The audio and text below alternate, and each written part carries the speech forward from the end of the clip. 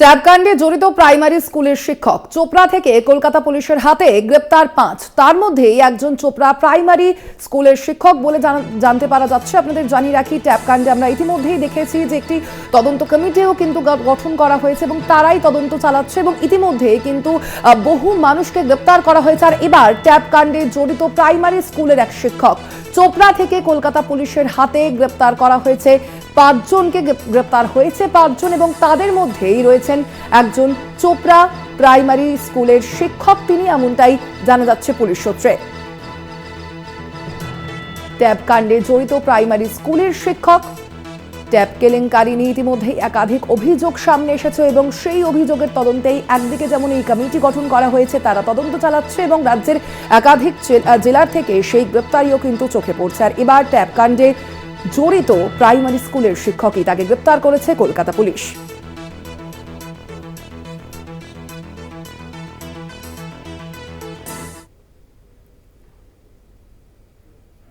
আজ কয়লাবাজার কাণ্ডের চার্জ গঠনের দ্বিতীয় পর্বের শুনানি। আসানসোলের সিবিআই এর বিশেষ আদালতে মামলার শুনানি রয়েছে। 14ই নভেম্বর থেকে শুরু হয় এই শুনানি। অভিযুক্তদের 3টি ভাগে ভাগ করে একাধিক ধারা প্রয়োগ সিবিআই এর। আজ কয়লা পাচার কাণ্ডের দ্বিতীয় পর্বের যে শুনানি রয়েছে, আসানসোলের সিবিআই এর বিশেষ আদালতে এই মামলার শুনানি রয়েছে।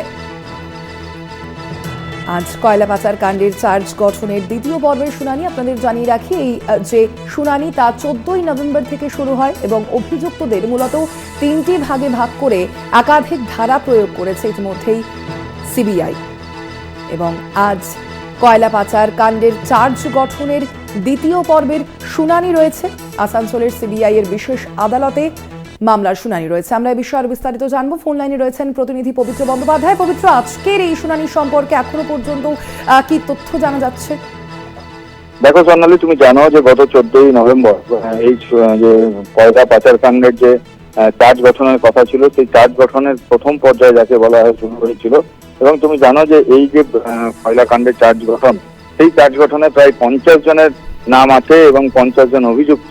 এবং তোমাকে বলে রাখি, সিবিআই এই 50 জনকে 3টি ভাগে ভাগ করেছে, 3টি ভাগে, এবং তাদের 3টি ভাগ করার সাথে সাথে বিভিন্ন ধারায় তাদেরকে অভিযুক্ত করেছে। এবং তোমাকে বলে রাখি যে এই যে 50 জন, তার মধ্যে একজন দেশ থেকে পলাতক বিনয় মিশ্র এবং একজন ইতিমধ্যেই মারা গেছেন। আর বাকি যে 2 জন আছেন তারা সেদিন অনুপস্থিতি এবং মাতৃবিয়োগের কারণে আসতে পারেননি। এবং বাকি সেদিন 46 জনের যে অভিযুক্ত, তাদের উপরে শুনানি হয়। এবং তোমাকে বলে রাখি যে ইসিএল এর যারা আধিকারিক আছেন তাদের একটা তারা পর্যায়ে ভাগ করেছে এবং বেশ কিছু বেসরকারি কোম্পানি যারা এই কয়লা কেনা বেচা করেছে তাদের একটি ভাগ করেছেন। এবং সরাসরি যুক্ত, ডাইরেক্টলি ইনভলভ ছিলেন যারা কয়লার, যেমন লালা এদের মতন, অনুপ মাঝি, এই যে ক্যাটাগরির যে লোক তারা ছিলেন।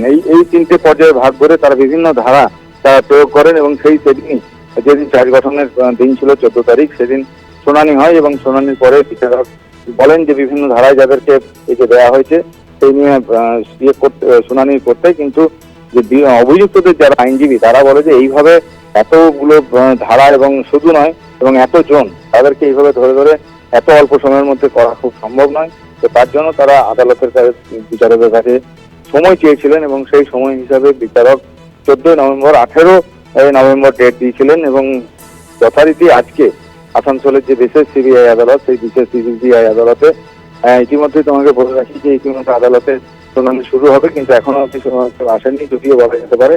কিন্তু ইতিমধ্যে আসানসোলের যে বিশেষ সিবিআই, সেখানে আদালতে খুলে গেছে দরজা, যাকে বলে কিছুক্ষণের অপেক্ষা এবং কিছুক্ষণের মধ্যেই শুনানি শুরু হবে।